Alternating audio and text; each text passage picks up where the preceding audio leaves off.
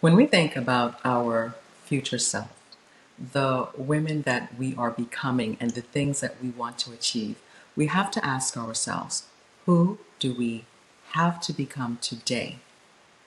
Let me ask you something. Who do you have to become to step into everything that you were born to be?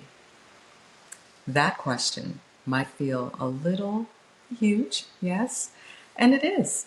But today we're going to break it down because here's the truth. What most people think is fixed about their personality is really just a belief. And that belief might be the thing that's keeping you stuck. Let's talk about it. Life happens while we're making plans. No dress rehearsals.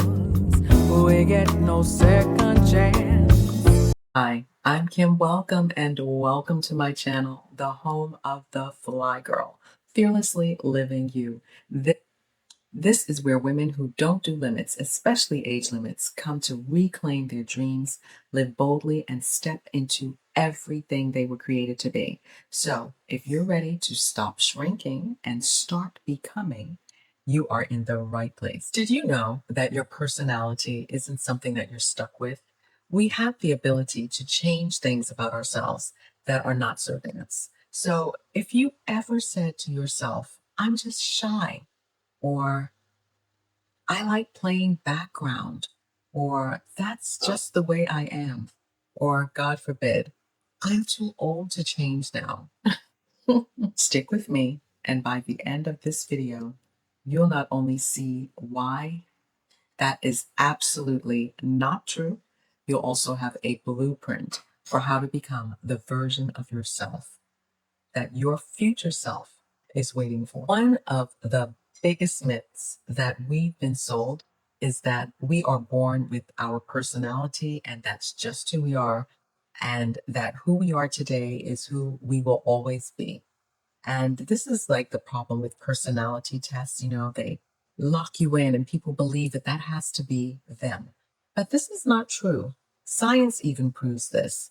There is this organizational psychologist named Benjamin Hardy, and he spent time writing an excellent book with lots of research proving that personality is not permanent. They followed people throughout their lives, and people who were one way at the age of 14, by 74, they were totally different. And that makes sense, doesn't it? Inadvertently, we are always changing.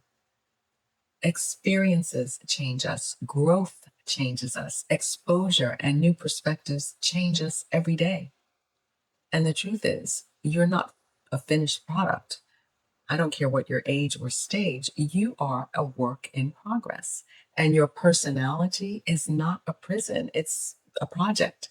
And you get to decide what the final masterpiece looks like. A lot of times, what keeps us in the same patterns are labels. Labels that other people place on us and labels that we put on ourselves.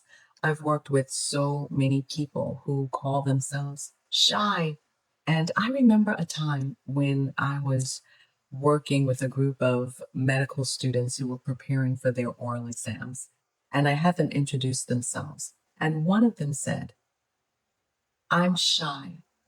And it was so interesting as he described himself as shy. When he said the word, instinctively, his shoulders caved in, his eyes averted, his volume dropped. Why? Because labels command compliance. And here's the good news. You can drop that label and pick up a new one whenever you choose. You can literally rebrand yourself from the inside out. And that is the power of words, language. Your mouth is writing the story of your life, and your life will follow that story. So, whatever story you're telling yourself, instead of saying things like, I'm shy, what if you said, I'm intentional, or I'm thoughtful, or I'm reserved? That word shy snatches your power because it becomes an identity instead of a moment. Most people have moments of hesitancy. But that doesn't have to be a personality trait. And that goes for any label that we were given or chose to take on. I have a brilliant PhD client, and she said to me, when I speak in front of a group, I'm so awkward. And that word awkward convinces you that you don't belong. It's making you second guess every move that you make.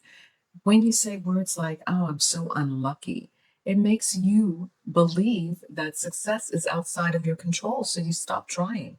When you claim imposter syndrome, it tells you that you're a fraud, even when you've earned your place. So our words are so powerful and they're very important. Now, I know some people will say, but Kim, I just want to be my authentic self. And I get that. But let me challenge you. What is your so called authentic self? Is that version of you shaped by fear and limitations? I've coached so many women who swore that they hated public speaking. They avoided it at all costs because it felt uncomfortable and inauthentic. But when they pushed through, learned the skills, got some practice, something incredible began to happen. They discovered that they were actually good at it, and some even started enjoying it. And that's the thing. Growth often feels inauthentic at first because you're stepping into a self that you haven't met yet. Authenticity is not staying in this version of you that's safe, it's evolving into the version of you that aligns with your purpose. One of the most powerful ways to become who you were meant to be is to reframe your story. We all have stories from our past. I was always the quiet one, or I'm not good with people, or I failed before, so I'll probably fail again. Those stories are not facts. They are interpretations, and interpretations can be changed. So here's what I want you to do: look at your past through a different lens.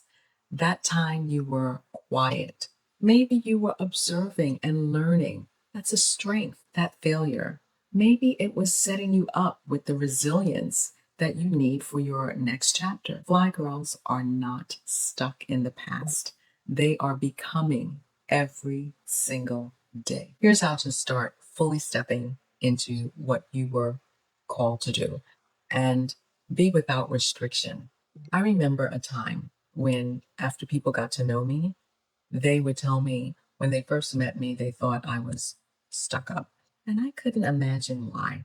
But after I heard it so many times from all different kinds of people who didn't necessarily know each other, I had to stop being dismissive and I chose to turn that impression on its head. And I asked myself what I could have been doing to create that perception that would garner such a label when people first met me. And believe me, this came with time and some maturity because for a long time I assumed that that was their problem and not mine. But when I got to the point where I wanted people to experience me differently, I chose three very intentional words to guide my behavior when I first meet people. And they were warm, friendly, and engaging. And that came down to simply taking the time to pay attention, show a little interest when I meet somebody for the first time. And I don't know when I stopped getting that feedback. And now people tell me they can't believe that people ever felt that way when meeting me. So we can change. Here are 4 steps to dismantling these labels that are keeping you from your destiny. Let's get into the practical. How do you actually become the future version of yourself? How do you rewire your brain to support that transformation? Here's the truth: you can't just declare that I'm confident and expect your brain to fall in line. In fact, when you make a statement that your brain doesn't believe, it creates cognitive dissonance, a mental conflict between what you're saying and what you truly believe. And when that happens, your brain rejects the statement. So, what can you do instead? You take incremental steps that your brain can accept as true right now while pulling you toward the future version of yourself. Start by answering this question: what do you want to be in this next season of your life? Not just what you want to do, but who do you want to become? Your future self is not created by accident, it's created by intention. Visualize her. How does she walk into a room? How does she speak? How does she make decisions? What does she believe about herself? Here's why this matters. Neuroscience shows us that your brain works on predictive coding. It's constantly trying to align your present with your perceived future. When you define a clear identity, your brain starts looking for ways to make it real. You have to use language that bridges the gap. It, Instead of saying something that your brain is not going to buy, like, I'm confident, say this: I'm learning to show up with more confidence every day. I'm becoming a woman who speaks with clarity and strength. The reason this works is because these phrases signal progress and not perfection, which your brain can accept. And because the brain loves evidence, every small action you take to support this statement reinforces belief. You can start your statements with things like, I'm learning, or I'm becoming, or I'm practicing. I'm learning to trust my voice in meetings. I'm practicing sharing my ideas clearly.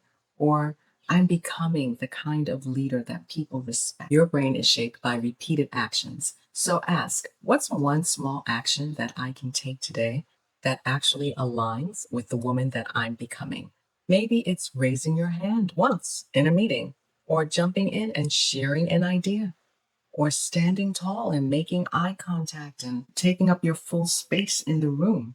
Every small win sends a signal to your brain that this is who we are now. Your brain holds on to stories because they feel safe, even if they're limiting. So you need to rewrite the script. For example, old story: I'm not good at speaking up.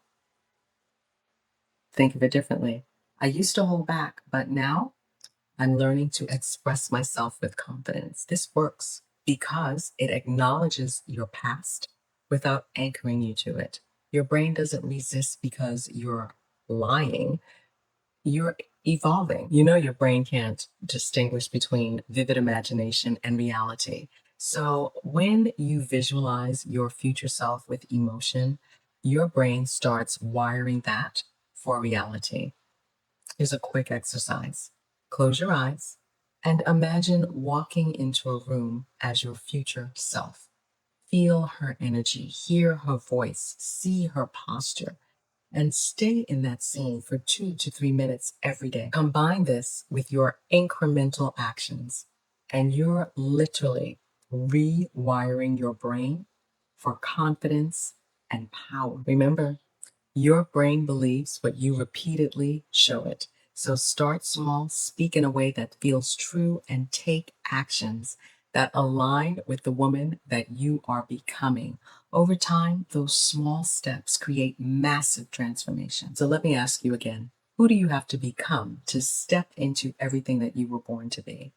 Drop it in the comments. One label that you are letting go of, and one new label that you are claiming. So if that resonated with you, make sure to like, subscribe, hit the notification bell, and share this with a fly girl who needs to hear it. Remember, stay fly.